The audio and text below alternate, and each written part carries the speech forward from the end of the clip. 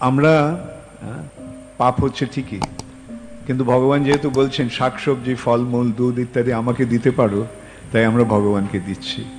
আর যত পাপ ছিল সব ভগবান নিয়ে নিচ্ছেন, নিয়ে আমাদেরকে প্রসাদ করে পাঠিয়ে দিচ্ছেন।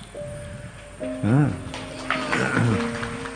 আচ্ছা, দ্বিতীয় কথা হচ্ছে জীব জীবস্ব জীবনম। একটা জীব আরেকটা জীবকে আহার করে জীবন ধারণ করে। এখন দেখতে হবে যে জীবের চেতনাটা কোন স্তরে আছে। তুমি যে বলছো একটা শাকসবজি, একটা শাকসবজির চেতনা আর একটা পাঠার চেতনা কি এক? একটা শাকসবজির চেতনা একটা মুরগির চেতনা কি এক? তাহলে যখন একটা ইয়েকে কাটা হচ্ছে, একটা পালং শাকের গাছকে, তখন তার যে কষ্টটা হচ্ছে, আর একটা মুরগিকে যখন কাটা হচ্ছে তার কষ্টটা কি এক?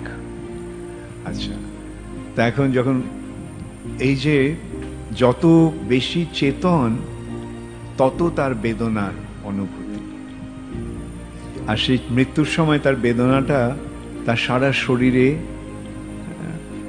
ছড়িয়ে পড়ে। এই যে কষ্টটা, আর সেই শরীর ওই সেই মাংসটা যখন খাওয়া হচ্ছে, তখন সেই পশুটা মৃত্যুর সময় যে বেদনাটা পেয়েছিল, ব্যথাটা অনুভব করেছিল, সেই ব্যথাটা ওকে গ্রহণ করতে হচ্ছে। তার ফলে সে সেই বেদনার ব্যথার ভাগীদার হচ্ছে। বুঝতে পারলে? এখন এটা ঠিক আছে, একটা শাক খেলে যদিও ভগবানকে অর্পণ করা হলো না, কিন্তু ওই শাকের যে মরার সময় যে একটা বেদনা, সেই বেদনাটাকে সহজে সহ্য করা যেতে পারে, কিন্তু একটা পাঠার বেদনা। আচ্ছা, আর সবচেয়ে উচ্চ স্তরের পশুদের মধ্যে কি আসছে? গরু। তাই জন্য গরুর যে অনুভূতি আর গরুকে মারার যে একটা পাপ, সেটা থেকে সবসময় মানুষকে নিরস্ত করা হচ্ছে। ঠিক আছে? আর সবচেয়ে বড় কথা কি, কার চেতনা সবচেয়ে উন্নত? মানুষের। তাই জন্য কেউ কি বলে মানুষের মাংস খাও?